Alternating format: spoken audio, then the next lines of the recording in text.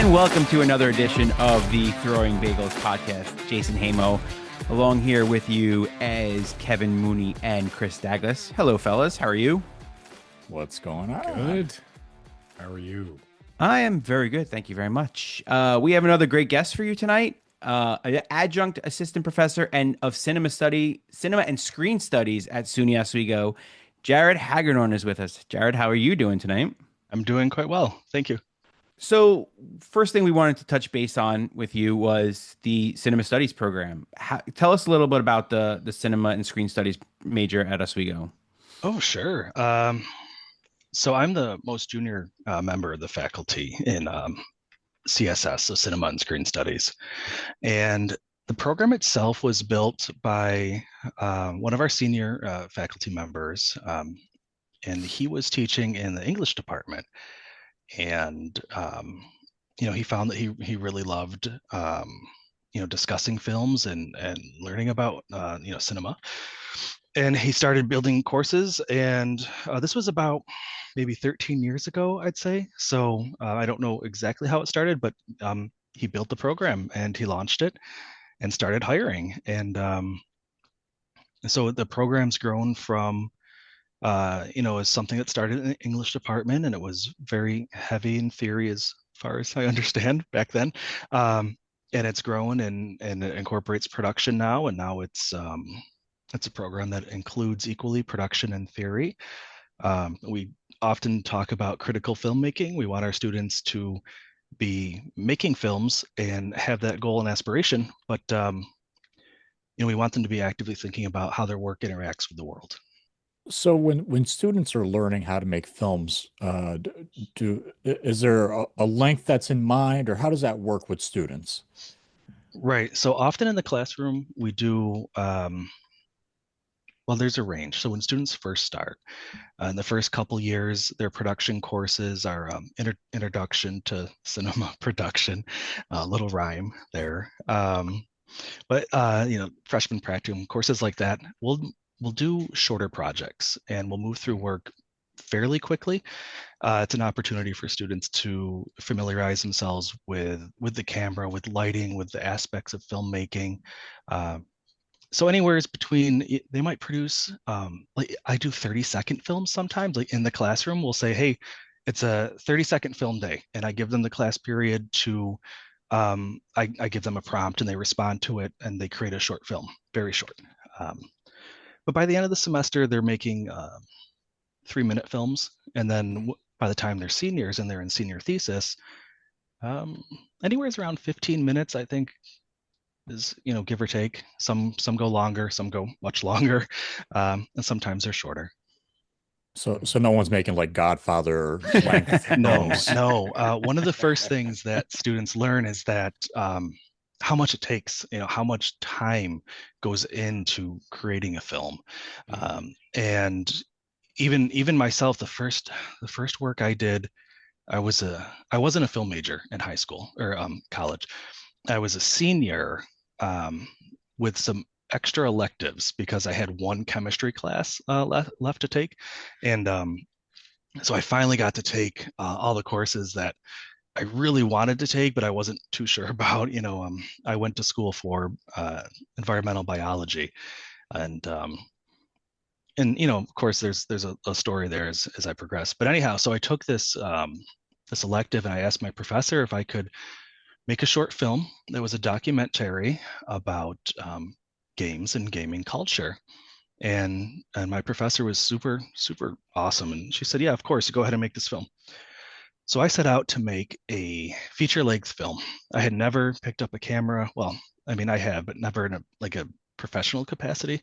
And boy, I was kind of out of my depth trying to make a feature-length film, and just the amount of work and just editing and then filming and then not liking what I filmed and going back to the computer and editing more and then having to learn new software because I wanted to do cool things like throw lightning bolts out of someone's hands as they're imagining what they're doing while they're playing Dungeons and Dragons. And anyhow, it was awesome. It was a wonderful experience. And it was just quite the reality check to see how much work it took to make a movie. So yeah. Is there any discussion of the the particular media through which cinema is distributed, such as television or movies or internet? Is there any kind of Oh yeah. is it seen through any of those lenses in particular? 100%. And depending on which faculty members you're talking to, we all have different specialties. And the work that I have done is mainly in documentary and environmental documentary. But I have coworkers that deal. So everything I do, we say film, but everything I've done is digital. And I have coworkers that work exclusively with film. And then I have other colleagues that are very interested in traditional narrative films versus the documentary. And then exactly, we talk about distribution and overall, where is this work intended to be screened? We think about the cinema itself, and most of us love going to the theater and we want to see our work there. But I mean, my phone's right next to me. I bet most of us have our phones right next to us. And our students are consuming so much content on their phones. So we're thinking about, what does that mean? And how does the work we produce in the classroom, how does that interact with or even compete with other forms of media that they're consuming? Are we at the end of the day, we're asking, are we producing what people actually watch? And are we really thinking about how they watch it? And if we're not, do we want to? Their students are actually using film. It's not just all digital. That's correct. Not my students, so I can't really speak to it much. But one of my colleagues, yeah, he's heavily invested in traditional film. He's got various projectors and cameras. It's all very cool stuff, but way outside of my wheelhouse, I guess. Oh, who knew? That's pretty cool Yeah, that they still use it. Yeah, it's awesome. So you and another professor in the cinema studies program, Tiffany Dieter, created a documentary as part of the Stewardship of Public Lands program. Oh yes. Can you explain exactly what the documentary was about and what the program actually is? What the program is? Oh yeah. So the Stewardship of Public Lands, part of the American Democracy Project, it's in Glacier National Park, and it's intended for anybody who's working in land stewardship and has public interaction with their work, or even if they're just adjacent. I shouldn't say just adjacent, but even if they're not like on the front line of visiting, receiving visitors or whatnot, or teaching. So the idea is, with this program, with the SOPL, the Stewardship of Public Lands, that we all get together and discuss our various perspectives about land stewardship and how can we move forward, considering things like political climate, economics, public consumption of media, but also public use of land. How do people use state parks? How do people use federal parks? Are people going to Devil's Tower? Are they going to Sterling Nature Center, which is in Oswego near us? And how are people using it? So anyhow, so we ask these questions, and how do we make nature and public lands more meaningful in people's lives?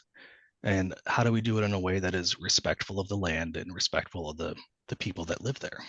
So aside from the public lands program that you're just talking about, are there any other environmental biology related docs that you're working on or going to work on in the future, or have something planned? Right now, so I did the SOPL program again over the summer, and to be honest, I'm a little past due for some work I have for them. It's in VR. So I filmed a lot with a dual fisheye lens that films materials with the intent of being viewed through a VR headset. Yeah. And I wasn't entirely sure what I was going to do while I was there with that VR headset, because I have this wonderful idea of sort of the virtual campfire, kind of like what we're all doing here, but together, in around a campfire, filmed in VR, and using that as a new way to do documentary, so that later, maybe I'm sure you all have people that you'd like to talk to or like to visit or have attend one of their talks essentially. So maybe we would have them at the virtual campfire, and in 20 years, 30 years, whatever, somebody could put on that VR headset and be seated, at the bench around the fire with them. And part of me thinks that's super cool, like just amazing. But I'm also worried it could be kind of like the uncanny valley, like maybe being present in this space could just be too much, too maybe even too fake, like we would sense it. But it's an experiment, so that's what we're trying to see. And so that's one of the big ideas with using the VR. But what I discovered while I was there is we were in the van for quite a while, because wide open spaces, long highways, beautiful scenery. So I'm just filming out of the van window, and we had 2 vans, and I always took the one with fewer people, and it was really nice. So I had lots of room to move around and set up my camera. And what I'm realizing is what I'm filming fits into this this category or this genre of slow TV, and it didn't occur to me until I was in the middle of doing this project. And I really want to explore that some more and ask if there is an audience that would like to see, for example, Glacier National Park through VR, maybe sitting in their living room and setting the tone however they want, putting on the headset, and then just spending an hour in the car watching the landscape unfold and listening to the chatter in the van. And it sounds like, I feel like I tell it to my students and they're like, boring. Yeah, it's very boring, professor. But I don't know. To me, it's kind of magical. So sounds intriguing, actually. I'd kind of, VR is pretty cool in the first place, but then you're going to places that you don't know if you'll ever get to in your lifetime. Yeah. Right. So I that's pretty intriguing to me. Yeah, and I like the idea of sitting at like the campfire, right? Sitting at the campfire, right? And you're just sitting there while someone's talking. You like kind of like look around and you just see other people around the campfire, and you're like attending this person's. I think that's pretty cool. Yeah. Yeah. Well, thank you. I appreciate it. No, considering the probably thousands of hours there of footage there is on YouTube of like nature walks and nature sounds, and I mean it's like having an immersive experience like that I think that sounds great. I mean, yeah, to be honest, yeah. It's awesome. kind of like very zen. It's like a very zen, moment type thing. Yeah. Is this part of the like ecomedia? I understand is there an ecomedia minor at Oswego, and would this be part of that? Yeah. So we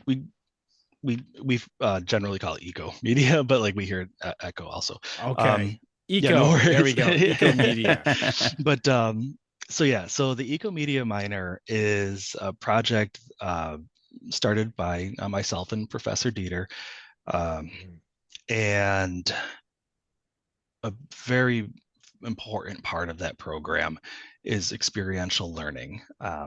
We love the classroom. We've been in the classroom, I mean, K through 12, college, grad school, and now teaching. So I'm not trying to maybe, like put down traditional learning or anything like that, but there is a component to education that's often overlooked, and that's being immersed in the material, hands-on. So in the ecomedia program, we want to read stories about the Adirondack parks. We want to watch the movies, read the poetry, read the stories, read the science. That's still a big part of our lives. And then we want to go and experience it. And we want the students to process the work that we read and the work that we read and watch, and we want them to process their experience in a way that's meaningful for them. So they can produce film, They can write. We encourage, well, encourage, that's my soft way of saying it's mandatory. But I know it's like, I invite you, and the students are here, I'm like, I invite you all to do your journals, but it's required and you will be graded on it. But right, so they keep journals, and they keep written journals, watercolors, sometimes video journals, like a video log. And the idea is they process all this material, the traditional academic material, along with the experiences that we have, to do a few different things. Of course, strengthen their relationship with the natural environment. That's important to me, and it's important to me because I love it, but I think for a lot of people, having a stronger relationship with the natural environment is going to bring them happiness and a better quality of life than otherwise. Um, so we want to increase that connectedness that people can have with nature. And also, just academically, it's a stronger academic experience if students can be experiencing the content, hands-on. Is a lot of what you teach in the environmental area, like when you're doing documentaries with the students, or you know you're teaching them anything in particular, you kind of tend to stay in that environmental space, or Right. So in CSS, we all share the teaching responsibilities for our core.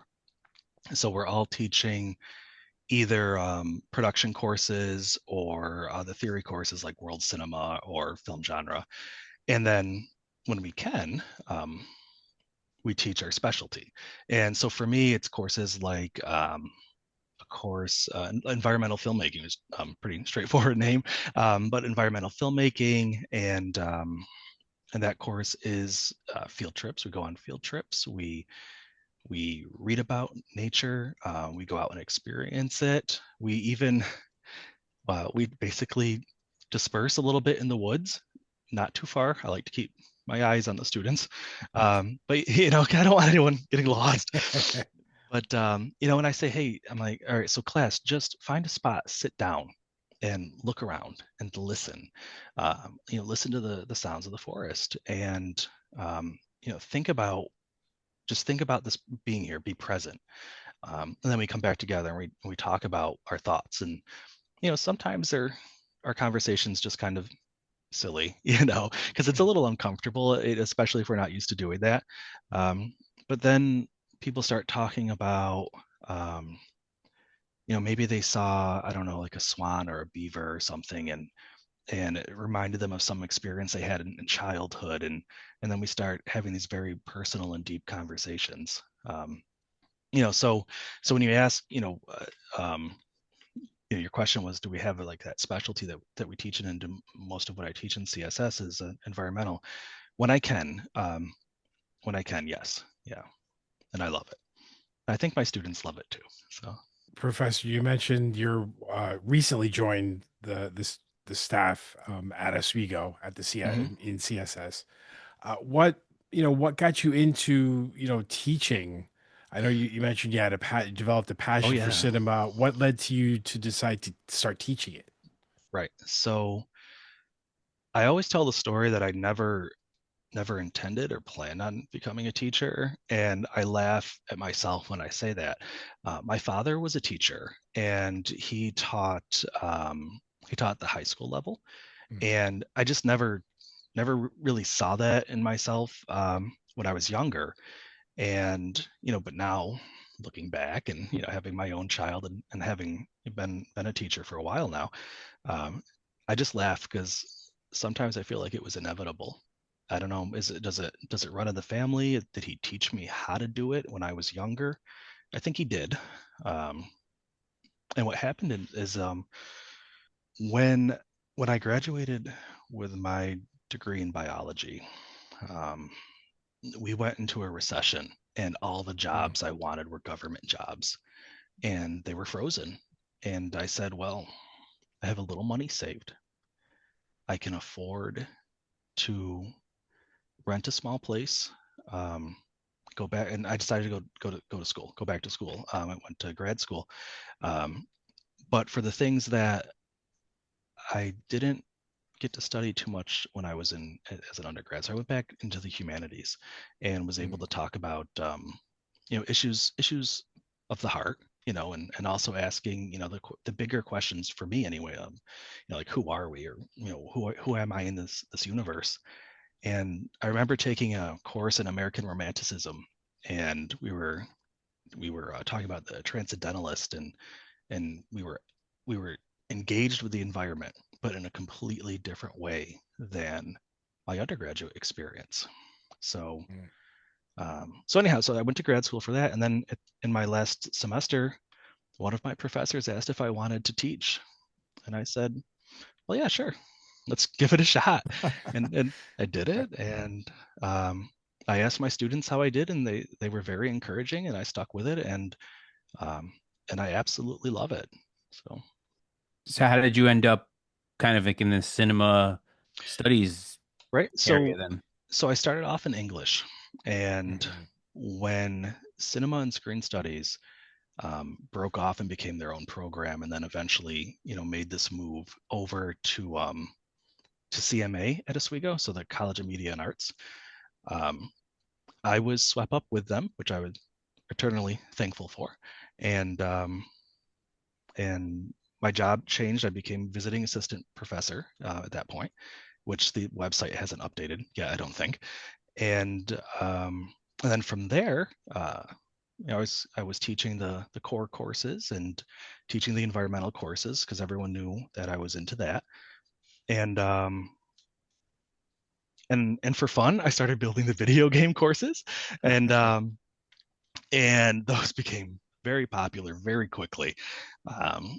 So now my teaching duties are the core courses for CSS, when I can, the environmental courses, and then also the video game courses. So one thing you sent a picture to Kevin of you petting an elephant. Where did that exactly take place? And I know you've produced educational material traveling to Namibia and South Africa. Oh yeah. Do you travel often and work on educational material there? Have you taken any students on these trips?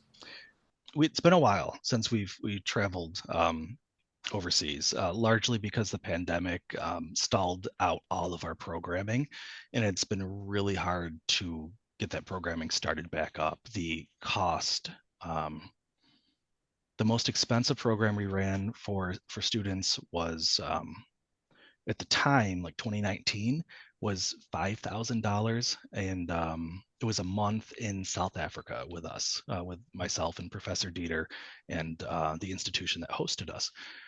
And the closest we could get to that after the pandemic was $7,000, and I feel absolutely terrible asking, or even presenting a program to students that costs that much money. So we shifted our focus, and I'll talk about that in a second. But yeah, so I got into it in my first couple of years of teaching. Professor Dieter and I were asked if we'd like to be part of the crew to go to Namibia with one of our former professors who was producing educational materials for people there in that country. And of course we said yes. It was mostly funded, and it was world experience. It was exciting. It was an adventure. So of course we said yes, we'll go. And it was really wonderful. We produced, we did our job producing educational materials. And gosh, I remember this one day I was sitting by this body of water. It's in a I think it was the savannah technically, but a very dry area, and not a lot of water. And I had my audio equipment with me, so I had my headset and my my long range mic, and just I was just sitting there recording the birds fly down into the water and then back up into this tree, and just the fluttering and the splashing. It was just beautiful, and And then later, the people who had much more experience in that area, they were like, hey, just so you know, there's a lot of predators in this area, and you have your back to where they will approach. And you need to be more mindful of that. so I said, okay, all right, I'm not sure I'll go back over there. But yeah, so we went back to Namibia maybe 3 or 4 times with that crew, and that was wonderful. I really loved it. And then we decided that we wanted to take our own students from SUNY Oswego for conservation filmmaking. And our goal was to have them interact with people that, so like farmers and people who live there that would struggle with cheetahs and predators on their farms. And we kind of had to pull back a little bit from that because that would have been in Namibia, which was a little bit more wild, and I wasn't too sure about taking students there, so we went to South Africa, where there was already a built-in program that eventually did get shut down as a result of the pandemic. But we stayed with them, and we stayed with other university students. Students did film work. We asked questions, of how do we even interact with the wilderness? Like, are these game ranches just big zoos or not? And how do we feel about that? And how do we feel as affluent people from the United States coming here and visiting? And what is ecotourism? And so we started to ask all these questions and try to develop answers. And while we're doing that, we're visiting different areas and we're petting elephants. And we had this safari Jeep, and one of our students sat on the bucket seat right on the hood and with the camera. And so we would drive through this preserve, and he's having the time of his life and aiming the camera, all over it, looking at the animals. We found a hippopotamus in a watering hole, and we flew our drone around, and then kind of did we came down towards the hippo, and the hippo gave us this beautiful shot of, he was becoming quite frustrated with us and just kind of reared up, opened his mouth, and we said, okay, thank you for that wonderful shot. We're going to leave you alone now. Time to go. Good idea. Time to go. Yep. We went shark diving, and also so we're talking about the ethical, the ethical implications of even doing something like shark diving. But we had to wait to go shark diving because they were filming Shark Week in that same area. And so that was cool. So we got to actually experience the same thing that the people who filmed Shark Week experienced. And how did the elephant picture come about? So that was at one of the preserves that they have a couple elephants just acclimated to human interaction, and we walked with them, and they said, yeah, come on over and you can pet the elephants, and wow. Okay, sure, I'd love to. And and one of them really liked my beard. And so I had this huge elephant trunk, and it's I don't know if it's right to say it's nostril, I guess, and it was like just in my face. And and they'd stick their head in the safari Jeep, and that was amazing. Mm-hmm. I'll throw this in also. So there were lions as well, and we probably pulled up, I don't know, within 15 feet generally is probably the limit to see the lions. And telling you right now about this, it's like, oh, that's cool. But to be 15 feet away from a large predator, a large cat, and be in a Jeep with no, like an open air Jeep, and realizing that lion's head is big enough to engulf my head, its jaws. So wow, yeah, that's a little bit of adrenaline right there, and it was awesome. Wow. And I was able to share this with the Oswego students, and it was wonderful. We spent a month in South Africa exploring different areas, and we did other things like go to markets and things like that. It was quite the experience. But we pulled back, though. It's very expensive, and we have such beautiful areas, beautiful landscapes, and just again, magical places that we can visit here in the United States. And last summer, I brought students into the Adirondacks for 1 week of canoe camping, backwoods canoe camping. And it was just the price of food to bring with us. And we borrowed canoes, and we ended up having to rent one canoe. So the cost was something like $100 a student plus transportation. And feel much better about that because I can offer that to every single one of my students. Yeah, So, for sure. Quite the difference. It is quite Right. the difference. But you're not petting elephants. and you're not Exactly. near It may not be lions. it may not be the once in a lifetime trip that that going to Africa is, but hey, Mhm. saves a lot of Maybe money. bear. Maybe bear. Yes. So, yeah. So you had mentioned we had mentioned the video game thing earlier during the CMA weekend, an official Hewitt Union or Hewitt. See, I did it. I knew I was going to do it. The Hewitt Hall opening, Dropping I money knew in I the was going to bucket. do it. I know, right? During the open house there was a video game room, which we were very delighted to see. Yeah.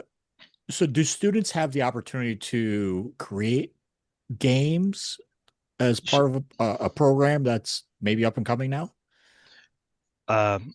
Okay, so the quick answer is I am not a programmer by education, so I can't ever sell myself as somebody who's showing students how to program or program games.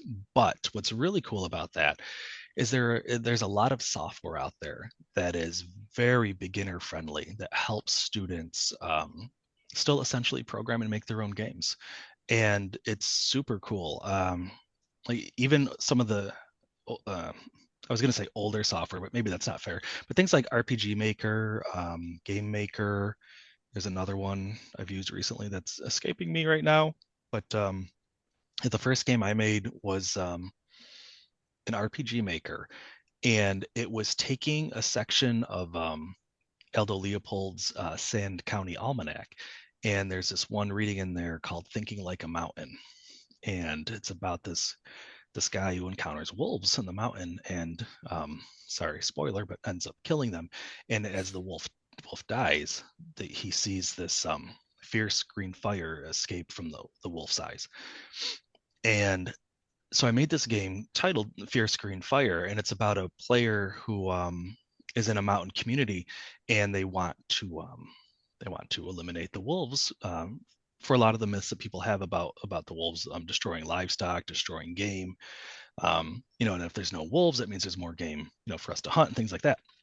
But when you lose an apex predator, it can really mess up your ecosystem, and that's what happened in this game that I built in RPG Maker. And it was just really, really fun and a cool experience for me to make that game. So what I want to do is not next semester, that's spring, but in the fall semester, I want to give myself the summer to brush up on my skills, and I want to launch a game course that is essentially something like building the arcade. And I want students to create, some low poly games, some games that are realistic for beginners to make. And then if I can get the funding, I'd like to build arcade cabinets and have maybe have 15 arcade cabinets ready with their games ready to play by the end of the semester. That's really cool. So yeah, and students, I'll encourage them to tell meaningful stories. Their games can be, I don't know. Do you guys ever play Fester's Quest? I think it was called, like Uncle Fester, Addams Family. Yes. So like I remember that game being so weird when I was younger, and I don't really even remember what I was doing in it. I just remember how it played. Yep. And I'm thinking students could make something like this, but they can tell stories about their own life inside of that game. And one of the professors, the visiting artist, actually is teaching something very similar right now, or just wrapped up. And I saw some of the student work, and it was just a student visiting a frat party and his experience during that night. And you're right. And and these are stories that people have to tell, and we can tell them through games and gameplay, just like we do through literature and film. You were mentioning there, creating video games. Is there going to be a whole program, like a video game studies program that eventually might be started up? That's the goal. So we have been talking about how does Oswego do this? We have an esports club, and they're fantastic. The students in that club, they do a lot. They're very motivated, but it's a student club. It's restricted by the funding that they can get for a club, which is fairly low, unfortunately, at least for what they need. So anyhow, so we started off with having this esports club, and we tried to build into it academically, but we lacked some of the basic resources, and that's how we ended up with the esports lab that you all saw in Hewitt Hall when you visited. So we have the esports lab now, which is sort of our model space, or our test run of how do we build a program that directly interacts with and addresses video games. And we knew that we had to, of course, at the very least, have video games accessible to students. So what we'd like to do as we continue moving forward is just build out this programming. This last semester, I taught esports production, which was heavily focused on producing an esports event at the end of the semester.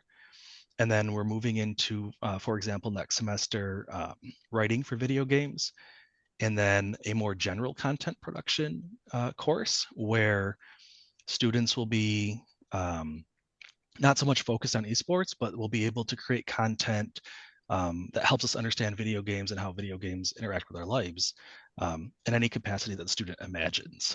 So I'm very much looking forward to that. There's going to be a lot of creativity there.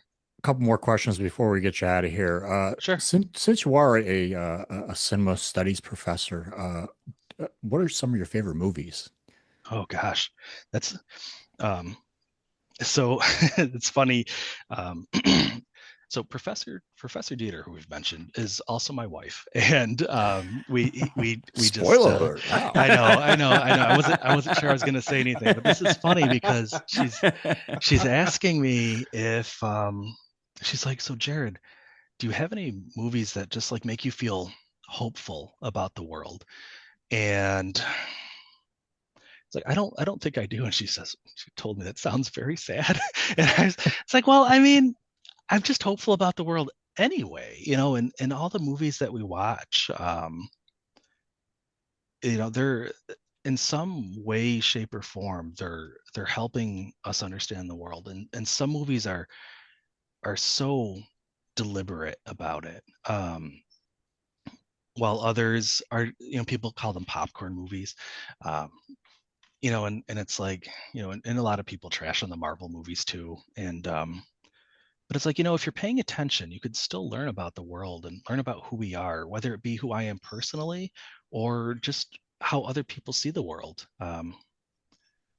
So your question is, do I have a favorite movie? And I'm giving you the standard professor answer where I just dodge it, or maybe it's a politician answer. But I mean, I don't know. I just watched. So sorry. I just watched Ernest. Remember the Ernest movies? Ernest Scared Stupid, and then there's the Troll and the Milk, and I just watched that with my son, and in that moment, that was kind of my favorite movie. And in my cinema and environment course, we watched Cow, and it's not a traditional narrative, but for that time and space, I'm like, yeah, that's my favorite movie, then. So yeah. All right. So how about video games? Are there any that jump out to you when you look back on? Yeah. All right. I'll do my best to be more straightforward with this answer. Okay. All right. If it's the academic answer, we might talk about Undertale or Braid or gosh, what's that card game that Inscription? No, that's not what it's called. I played it maybe a year ago. Maybe I'll remember. But these games that really use the medium to tell a story, to take what video games do as an interactive narrative and use that interactivity to tell a story completely different than we might expect, and that we can't have in a movie or in a novel. So sure, Undertale, Braid, other games like that are really good to talk about in the classroom. Personally, I've been playing Hunt Showdown, the extraction shooter.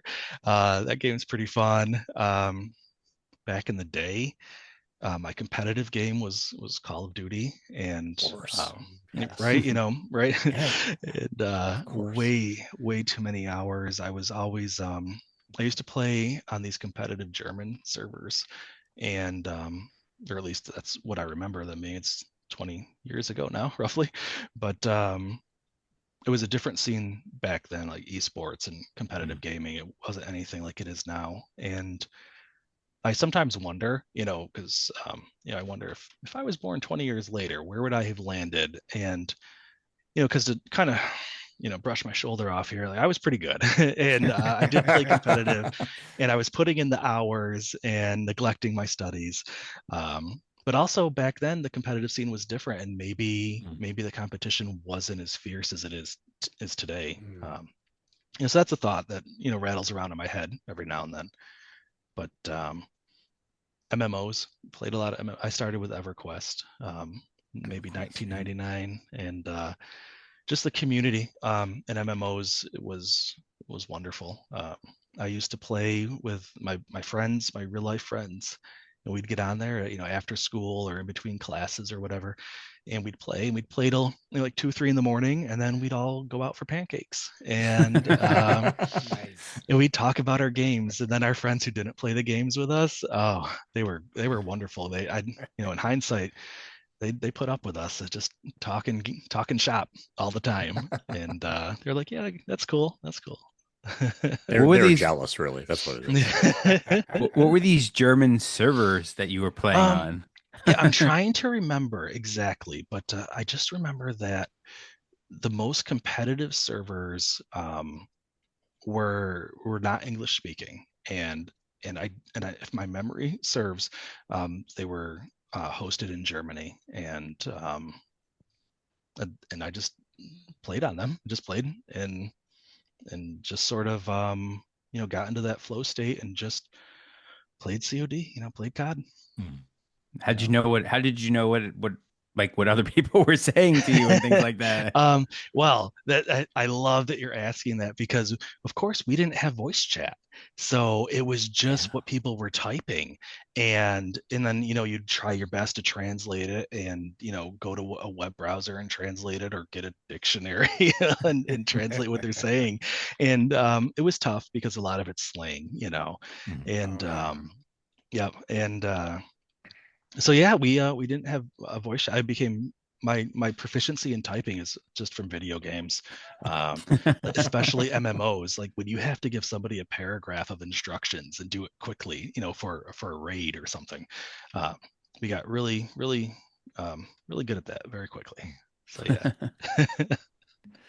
Legend of Zelda was more my speed. There you go. Legend of There Zelda. you go. I'm telling you, you can't. Still the original. Can you see it? Yes. I'm not sure. Oh, the original. Yeah. It's excellent. Oh, you have the original. Look at that. Yeah, it's gold. Yeah, this is my actual cartridge of like so many stories. It was in my parents' attic, and they found it, and I said, "Oh yeah, I want that. So I have a save. Sure. I have a game saved on there. That's what I tell myself. The battery probably died. But That was How many times have you had to blow on that cartridge to get it to work properly? I know. I tell students about it, and they're like what are you talking about? They should just download it. There was no such thing as downloading. Downloading. What does that mean? That was the first. If I'm correct in saying this, that was the first game that you could save your progress on, right? Is that correct? Do I have that right? It might have been. It seems right. I'm not sure. I hadn't thought of it. It came out in like the mid to late 80s, right? So, I think so. Probably. Yeah, something like that. Yeah, we'll have to. We'll get our research staff on that. Make sure. That was a big development back then. When you could it actually was huge. save your game. Yeah. And, how far we've come. Do you guys ever play or see the cable service that Sega had? I think it was called Sega Channel. And you hooked up. So. Yeah, there was you somehow you hooked up the Sega Genesis directly to your cable. It was like one of the earliest versions of cable modem and stuff. Huh. So I delivered newspapers. This is how far back it was, and that's how I earned the money to subscribe to Sega Channel. And every month they would have online like 30 new games or something like that. So like Comic Zone, I remember that one, and that was pretty cool. I don't remember that. That's pretty cool. God, can you imagine? Oh man, that would have been really good if I had known about that. Jeez. Mm-hmm. Right. So yeah. So apparently, according to our research staff, Yeah. in 1975, there was a Plato system called Oh, PLATO system, and Petit 5 and Credit 5 were the first. They said early text RPGs on this on a university system allowed players to log off and save their character's progress. okay. But 1983, Survival Island on Atari 2600 used a primitive password to let players resume a breakthrough for console game at any time. So Zelda's kind of fourth on that list because Interesting. Right. there's Wow. another one on 1985 called Pop and Chips. It's a Super Cassette Vision. This was the first home console to use a battery packed memory chip. Interesting. Yeah. Hmm. Huh. So Wow. Zelda came out right after that in 86. Damn, 86. Yeah. Huh? There Wow. you go. It's probably the easiest. It was the easiest game to save though, like, compared to all the other I'd ones. imagine. Right. Yeah. Yeah. Uh, Because you can do it right on the Right. It right was on built into Nintendo. the gaming system. Yep. So Yeah. yeah. Man, man, I missed those are the simple days of video games. Oh yeah. Oh, yeah. We used to buy Coca-Cola and bagels. I know that not a balanced diet there, but and I remember just taking a 2 liter of Coke and a bag of bagels and a couple of my friends, and we would just, get on the Sega, that was we, the night. That's what we we did. would do worse than that. We'd do jelly beans, and yeah, no, it was just ridiculous. Just all kinds of ridiculous. Just bags of jelly beans and Yeah. whatever we were drinking. It was terrible. Oh yeah.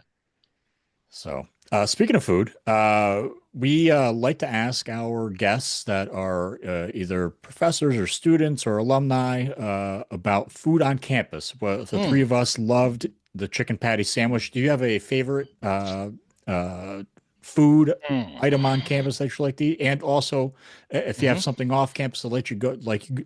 excuse me, that you like to go to, we'd like to know about that as well. All right. So Crossroads in MCC, so Murano Campus Center, I would sometimes get a burger or a grilled chicken there. And my schedule's changed, so I'm not in that area anymore. But now, after they close, I can go to Lakeside and I can take my son there. And so Lakeside Dining Hall. And they have a pretty good variety of food, and it's normally pretty good. And so I like going there. Okay. So yeah, in Oswego, I don't know. Vona's has been good. Various pizza joints. What's funny though is GJP Pizza. If I remember right, the one near Price or not Price Chopper, JC Penney, I think they closed, and that surprised me. But Pies Guys is always good. So yeah, Cam's for pizza. Yeah. Yeah. Okay. we really appreciate you coming on tonight and talking to us about the different programs, what your documentary, and breaking the news that now that we just found out that you and Professor Dieter are married. Wow. I mean, Blew yeah. my mind. Biggest spoiler Yeah. of the night. Yeah. Jeez. Yeah. But no, but seriously, and we appreciate you talking about the video game studies program that hopefully that'll come about sooner rather than later. Hope so. That's something that sounds pretty cool, and definitely something I wish we could have had when we were Yeah, there. So, seriously. Same. Absolutely. but yeah, we really appreciate your time. Oh, thank you. I'm happy to be here. Thank you so much for asking. And that was adjunct assistant professor of cinema and screen studies, Jarrod Hagadorn. That was a really great interview. It was very insightful. I think the traveling to Africa, man, that would have been awesome. I mean, obviously, like you said, very expensive, Yeah. but to be able to do something like that is like a once in a lifetime opportunity. Mm. And to video that and stuff like, to see that what you're videoing. I thought it was pretty Yeah. cool. I mean, I can only imagine what the students like. That's like life-changing stuff there to be part Yeah. of that, part of an expedition like that, going overseas and Yeah. yeah. And especially for like going to a country that, you don't necessarily know anything about, because people, when people say Namibia, they can't point it out on a map, right? They probably don't know where it Yeah. is. I'm not 100% sure where I mean, I It's know where it is, but I don't know exactly where it is in Africa. You know what I mean? it's on the west coast. It's in the southwest part of Africa. It actually borders Okay. South Africa. Okay. So, but people don't know, like people like what is it like there? Or, Mhm. are we gonna be Yeah. safe type Right, of right. thing, but you're out there in the wilderness, like, man, that's a whole different wilderness than the Adirondacks. Yeah, there's no lions coming up on you Yeah. and But like but that would be such a thrill though. Like you guys said, yeah. like that's what a thrill that would be. Yeah. What a thrill. Yeah. Yeah, I thought it was yeah, I thought that was that was really cool. But the the video games being able to can you imagine going to just signing up yeah, what class are you taking this semester, Jimmy? Oh, I'm taking intro to video games. So you're gonna be playing video games every day? I That's mean, right. it's part of my course. That's right. I don't know what to tell you. Play Mario Kart 4 times a day. No, I can't go without mentioning the greatest video game of all time, which is Tecmo Super Bowl. Oh, that was like Just be Bo that was Jackson, so run through everybody. revolutionary Oh my because God. it Yes. I think it was the first football game that accumulated statistics throughout the entire season. Mm. And it had the teams, right? It had the teams, The actual player teams, names. yes. Anytime you That- score a touchdown, have that black screen that come up, it Yes. said touchdown across it, and like this Yeah. animation that went across. And we So and we great. thought those graphics were awesome. Amazing. What were they, 8-bit? Oh, it's Yeah, terrible. yeah. Oh yeah. Looking back, it was You run terrible. your quarterback, you run him all the way back to the end zone, and then you throw it, and he throws a bomb all the way across the whole length of the field, and basically. he catches it. Yeah. Yeah. Yes. And then you catch it for a touchdown. I tried, but I could not go undefeated with every team. I tried really hard, but I just couldn't. That's couldn't get it funny. done. I got halfway through. I got Did you like really? halfway through, and then I just, you play against the Raiders with Bo Jackson, or Yeah. play Right. against Right. the Eagles with QB Eagles. Randall Yeah. Cunningham. That's right. QB Eagles. It's He funny. torched me. Who was the it was Bo Jackson. Who was the quarterback? Was that Bureline? Steve Walsh? No, Steve Walsh wasn't on the. That was before Steve Walsh was on the Raiders. Jack wasn't it? Schrader. Jay Schrader. Jay Schrader. Is Oh. it Jay or Jim? It was Jay. Jay Schrader. Schrader, You're right. yeah. Yes. Wow. Come on, That's a blast. what other Pulled that team? one Go. out. Wow. Let's go. Yeah. The other Right. team. I used to. How about the Cleveland Browns? I Running had back. Bernie Kosar. That Oh, was Ernest QB Biner. Browns. Had to be Ernest Biner, QB right? Browns. Or They didn't Man. have a name. It was QB Browns, I think. Was it just? Yeah. It was really? Yeah. Wasn't Bernie Kosar? No. I don't remember that. I'll pull it up right now. I got it over there in the living room. I'll pull it up and I'll let you know.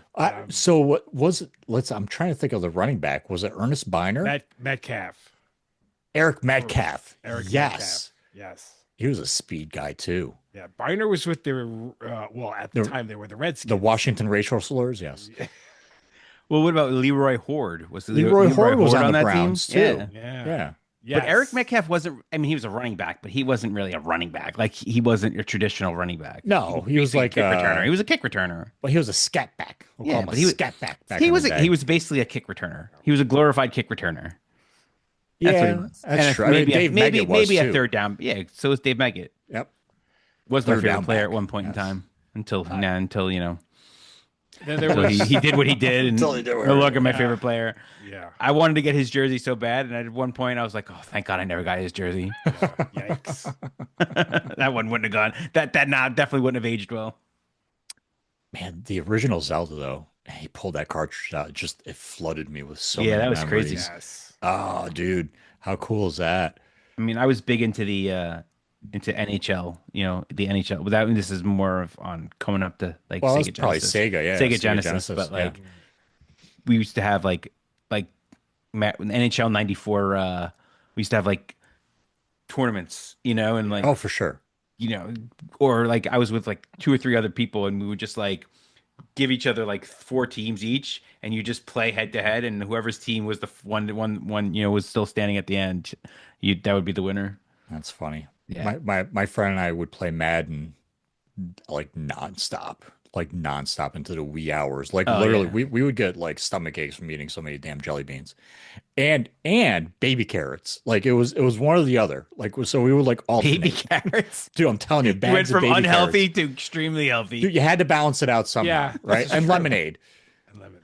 Because that's healthy for you too. Yeah, you know, sugar from the carrot, sugar from the lemonade. What could go wrong? Yeah, right. Oh man, that's funny. Yeah, but I mean, the video games back then were so much better. It was cool. It was a good time. Good times back then with video games. Yes. Well, I guess that'll do it for this episode of the Throwing Bagels podcast.